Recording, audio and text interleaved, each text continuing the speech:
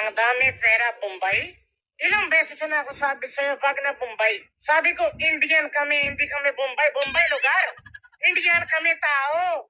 Saan ba yung utak mo? Tapos ano na sabi mo lang, dami pera, dami pera. Kung masibag ka sa buhay, dadami talaga pera mo. Kung puro, uy, friend, may pera na ako. Pero shot tayo. 4x4, 2x2.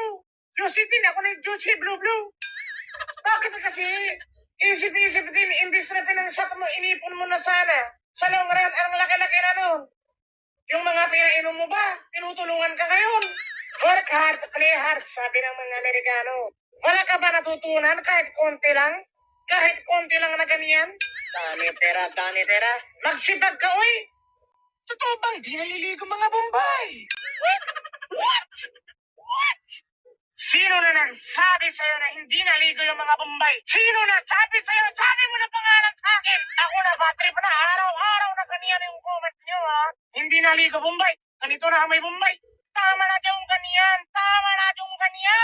Stress na ako kakabasa ganyan na comment. Meron pa yung isa. Sabihin, bakit yung Bombay amoy sibuyas? Aba, ano gusto mo ako president mga Bombay? Kontrolado ko mga amoy Bombay na amoy sibuyas sila. Kausapin nyo! Ikaw magsabi na you smell like onion.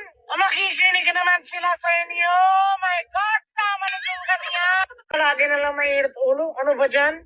Sino ba naman matutuwa sa mga comments sa akin ng kababayan natin? Bombay, hindi aksidente mo to. Bombay, kain ng sibuyas. Bombay, amoy ng sibuyas. Bombay, hindi naligo. Anay, Bombay. Ako natapos na talaga sa ganyan. Wala ba peaceful na comment dyan? Bombay na pogi. Indian na mabango. Wala akong marinig na ganon. Puro negative. Tapos ikaw na tanong sa akin, my friend, kung bakit malagi ingat ulo ko? Saan na nasabi ko na kaya mainit ulo ko? Yung ano niya yung Indian mango. Char, love you. Nangasar ka na tapos love you pa. Pero sige, explain ko sa'yo bakit Indian mango. Ang mango po is national fruit ng India at saka Pakistan. Kaya minsan, yung iba na mango, tawag sa kanila Indian mango. Ngayon, gets mo na.